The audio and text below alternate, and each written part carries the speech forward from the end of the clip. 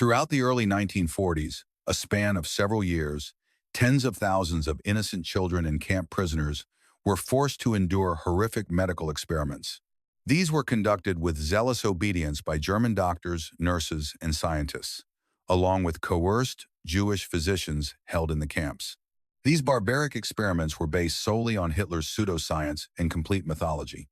Their focus was on forging a stronger German population and restoring the pure Aryan race deemed superior to everyone else. Although we might refer to them by their professional title as a label, these individuals were not physicians, they were fiends. After World War I ended, Germany endured grave economic distress due to crippling reparations imposed by the Treaty of Versailles. German currency lost all value, and the populace faced starvation. For the countries defeated in the war, the horrific bloodshed on the front lines appeared to be a futile sacrifice with no reward. Many could only rationalize Germany's defeat as a conspiracy involving racial and religious strife that stretched back centuries. German extremists and the defeated military commanders who wished to evade personal blame for their strategies spread the stab-in-the-back legend via propaganda. They blamed the loss of the war not on military failure, but on internal betrayal by traitors serving foreign powers, particularly Jews and communists, even though this was completely false. German extremists, they now capitalized on the chance to take advantage of a war-ravaged country marked by bitterness and hopelessness. Propaganda suggested that Jews had plotted not only to provoke the war and cause financial collapse, but also to profit from it. As Germany started a slow and arduous recovery, various political factions and radical notions for reconstructing a more powerful German state arose. Among these was Adolf Hitler's National Socialist German Workers' Party, more commonly referred to by its shortened name, the Nazis. Hitler was perceived as a robust leader bringing back stability to the nation. By 1933, he and his Nazi party had seized power over Germany. The Nazis quickly gained dominance over most German media, newspapers, magazines, books, even children's literature and toys, public assemblies, rallies, art, music, films, and radio. Any perspectives that posed a threat to Nazi ideology or the regime were censored or removed from all forms of media. Hitler started integrating a great deal of anti-Semitic rhetoric into the country's official history. In fact, his book Mein Kampf was transformed into the political vision of the Third Reich. It served as the Nazis' foundational scripture. In his writings, Hitler expanded on numerous baseless scientific and racial theories. He categorized people by physical traits, creating hierarchies of superior and inferior classes or types of human beings. At the pinnacle, in Hitler's view, was what he called the Aryan, a robust Germanic male with light skin, blonde hair, blue eyes, and free of any genetic flaws. Without any evidence to support his assertions, Hitler was convinced that Germans were the direct offspring of the Aryan race, which supposedly originated from the lost city of Atlantis. Consequently, in Hitler's reasoning, if a superior form of humanity exists, then inferior forms must also exist. Hitler designated Jews and Slavic peoples, especially Czechs, Poles, and Russians, as racially inferior. He thought that the German race, the true Aryans, had been deceived and controlled by these inferior populations throughout history. Through intermarriage, which contaminated the Aryan lineage, Hitler aimed to correct this anthropological error, a perceived distortion of the natural hierarchy. This ideology, he writes, absolutely does not accept racial equality. However, alongside recognizing differences, it acknowledges varying degrees of worth and deems itself bound to advance the triumph of the better and stronger, while insisting on the submission of the inferior and weaker, aligning with the eternal will that governs the universe. Hitler further claims that conquered peoples actually gain from subjugation because they encounter and learn from the superior Aryans. However, he notes, this benefit persists only while the Aryan remains the undisputed ruler and avoids mixing or intermarrying with inferior conquered populations. But it is specifically Jews, Hitler asserts, who are part of a conspiracy to prevent the master race from taking its rightful place as rulers. Their goal was global dominance by corrupting racial and cultural purity and creating political systems that cause the Aryan to embrace equality. As a result, he loses awareness of his own racial superiority. These distorted interpretations of national history, the conspiracy theory, and the concept of a struggle for global supremacy between Jews and Aryans became pervasive convictions in Nazi Germany. They were even instilled in school children as a form of indoctrination. Hitler's racial stance on Jews was echoed, to some extent, by countless Germans and individuals in occupied territories.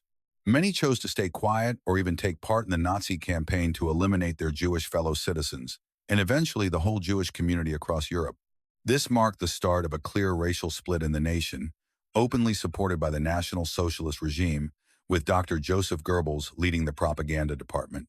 Hitler employed a mix of media campaigns and us versus them political language to deeply persuade Germans that particular ethnic groups, especially regarding economic hardships, were to blame for the nation's issues. According to writer Ben Irvine, Hitler claimed that in Germany and beyond, these Jewish capitalist hyenas sought total financial control of the economy. He cautioned that Jewish finance required not just the full economic ruin of Germany, but also its absolute political subjugation, starting in 1933 and continuing for the ensuing 5 to 6 years. This polarizing language was turned into official policy and woven into the state's applied biology ideology, requiring its instruction in schools and universities. Nazi student groups, academics, and library staff rapidly compiled extensive catalogs of publications they deemed unsuitable for German readers. This led to nationwide raids on libraries and bookshops. The seized volumes were subsequently burned in a ceremonial event on the 10th of May 1933. The intended message was unmistakable. Any material challenging Nazi beliefs would be eliminated. Hitler's racial theories, Aryan legends, and false science were to be turned into tangible policies, rigorously enforced throughout all layers of government. This represented a new Germany, soon defined by laws on racial purity, persecution, and camps to hold those considered enemies or traitors. In the quest for a more robust German population, even ethnic Germans not meeting the Aryan ideal were slated for removal. History frequently shows that good intentions can lead to disastrous outcomes. It seems that well-intentioned scholars, teachers, researchers, and particularly medical practitioners contributed significantly to Nazi policies and the Holocaust. Around 4,000 Jewish physicians in Nazi Germany were ultimately prohibited from practicing, while many of the non-Jewish doctors who remained backed the regime. They proceeded to break their Hippocratic oaths, carrying out horrific experiments and showing shocking brutality on behalf of the state. Mass murder of millions of innocents was state-sponsored, but why when there seemed to be no punishment for refusing? Historians suggest that those who did not join the Nazi Party were drawn by the prospect of furthering their own careers. Alongside the Nazis' intellectual doctrines for enhancing humanity through science, doctors and nurses essentially became state functionaries. They stopped prioritizing patient care and instead pledged allegiance to their Führer and the nation's well-being. So devoted were they to Hitler's racial, false science, and absurd anthropological theories about Aryan lineage, the Nazis soon started killing even their own countrymen in pursuit of a stronger German race. In spite of its particular negative associations with Nazi Germany, the concept of eugenics has historically been a favored notion in progressive human societies. This theory suggests that by selective reproduction, whether of animals or people, one can develop a more robust species with preferred genetic characteristics. When Hitler started applying his version of eugenics in Nazi Germany, the study and acceptance of eugenic ideas were already widespread in other major nations: Britain, the US, Japan, and Scandinavia, among others.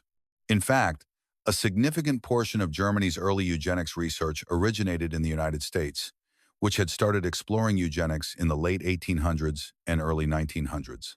For example, in Virginia in 1933, state laws permitted the sterilization of individuals. Medical journals from the mid-1930s in the U.S. can still be cited as evidence. The journals featured articles showing a rivalry to match the Nazis' seemingly more advanced eugenics measures in the 1930s. Ironically, Germany's medical profession was regarded as the world's finest during the 1920s and 1930s, the pinnacle of scientific and medical progress. By American standards, too, a highly skilled doctor was thought to be someone who had trained in Germany. This pride likely fostered a widespread sense of superiority, both within German medicine and eventually across the entire country. Yet, how did thousands of German physicians and nurses, end up perverting their profession and participating in millions of killings. This occurred through gradual stages which, when appropriately presented, seemed acceptable and even kind. Hitler held contempt for anyone he regarded as unworthy of life, such as people judged incurably sick, physically or mentally handicapped, emotionally troubled, or aged. Since many were unable to work or support themselves, Nazi propaganda labeled them as lives that were a burden. Starting in 1933, to protect hereditary health, the German government enacted a law mandating the forced sterilization of those afflicted with various disabilities and illnesses. For men, sterilization typically involved vasectomy, while women underwent tubal ligation, an invasive surgery that caused hundreds of female deaths. After invading Poland in September 1939, Hitler used the cover of war to continue eliminating those deemed undesirable. Termed useless feeders, the Nazi T4 program, also known as the T4 euthanasia program, marked a shift toward accepted practices that included not just routine sterilization, but also the murder of German children and adults. Doctors involved in eugenics, viewing Nazism as biology in action, gave enthusiastic support to the program. School children even did math problems that taught them the heavy financial burden of caring for disabled individuals. As the world moved toward the Second World War, the Nazi government claimed they had to free up resources, personnel, and hospital beds originally for disabled people needed to treat soldiers wounded on the front lines. In a cruel irony, the Nazi regime's sadism led them to kill many of their own wounded soldiers as part of their eugenic policies targeting the disabled. Medical staff had free rein to assess and kill any patient they considered to be suffering, justifying these murders as a merciful quick death rather than a life of certain torment. They adopted the Nazi belief in healing through killing, with many T4 program victims being murdered by their own caregivers. Victims were killed by injection or by being tricked into entering newly built hospital rooms that looked like showers, where they were then suffocated with carbon monoxide. Like much Nazi propaganda, the word euthanasia was redefined by the German government and media as a compassionate mercy killing for those with incurable diseases, making it more acceptable. Deceived by these lies and their pledge of national loyalty, unsuspecting German families were tricked into thinking that having a deformed baby harmed the German nation's health. Law required midwives and nurses to report any infant with a birth defect. To further motivate them, midwives received payment for each child they reported. German parents, both young and old, started handing over their disabled children to medical staff who falsely promised excellent care in state institutions. Nurses placed infants in their charge on the hospital veranda to die slowly from hypothermia in cold weather, withheld food to starve them, or gave older children lethal doses of sedatives or sent them to the gas showers. During post-war trials, nurses reportedly described how they lovingly held the children while persuading them to drink the lethal medication, claiming they wanted to minimize their suffering. Every hospital had a department that sent condolence letters to families, falsely attributing deaths to natural causes, even though there were only modest efforts to hide the killings from nearby communities. The deaths of relatives and the smoke rising from crematoriums were impossible to ignore. Local residents started to identify the gray-windowed buses for their true purpose. Buses carried disabled people to nearby hospitals to be murdered. Between 1939 and the war's end in 1945, about 400,000 German citizens were forcibly sterilized. Nazi medical personnel also euthanized 200,000 disabled German children and adults. The concurrent building of crematoriums and gas chambers across Germany hinted at the vast number of murders to come. These murders were to take place before the war ended. Facilitating genocide was the systematic dehumanization of the target group and broad German acceptance of the Aryan myth. The continued normalization of anti-Semitism was part of a broader strategy. The Nazis aimed for the total removal of Jews from Germany and eventually from all of Europe. Between 1933 and 1938, the Nazi regime and its allies enforced a series of organized restrictions aimed at impoverishing Jewish people and excluding them from the German economy, compelling them to declare their assets and blocking their ability to make a living. Late in 1935, legislation was enacted that stripped Jews of their citizenship and prohibited them from marrying or engaging in sexual relations with individuals of German or related heritage, meaning Germans. The German populace was urged to wed only partners with favorable hereditary characteristics. They were even obligated to secure a health clearance certificate from public health officials prior to marriage. Even Germans who didn't entirely believe Nazi propaganda about their Jewish neighbors kept their distance, worried about being reported for unlawful association. This era of rising anti-Semitism saw open killings, mistreatment, looting, and the torching of Jewish synagogues and homes. A large number of Jews chose to depart Germany with urgency. Although many tried to emigrate, a substantial portion either failed or were unable to do so. Those who remained in Germany did so hoping to maintain family unity or to find some means of survival despite the harsh conditions. Following Nazi rhetoric, the claims of German overpopulation and the pursuit of a superior race were used to legitimize territorial expansion into adjacent lands. As territory expanded, the number of Jews who had fled Germany was being offset by the inclusion of Jews from the newly occupied areas. Although Hitler openly held racist views, he was aware of the political consequences of direct killing. Remember, Jews had fought in the German army in World War I and coexisted with non-Jewish citizens. The mass roundup and disappearance of hundreds of thousands of individuals could not be ignored. Disturbing whispers about Nazi killings of Jews were already stirring unease among the German population. After all, this was considered one of the world's most advanced nations.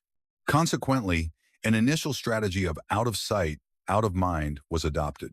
The Jews still in Germany and its occupied territories were evicted from their residences. They were isolated from the general populace so that Germans could forget about them. They were now gathered in distant, squalid, and overcrowded ghettos as Nazi leaders debated how to handle the Jewish question. Jewish people were now forced to endure absolutely wretched living conditions. From 1941 onward, Hitler's final solutions started being put into action. The Jewish ghettos were methodically cleared and their inhabitants eliminated. Some were shot and interred in mass graves close by, while others were transported by rail to forced labor in concentration camps. Seizing an unjust chance to conduct genetic research and promote the German master race via eugenics, Nazi physicians were granted leadership roles in numerous camps. Once more, they held the authority to decide which prisoners would survive and which would perish.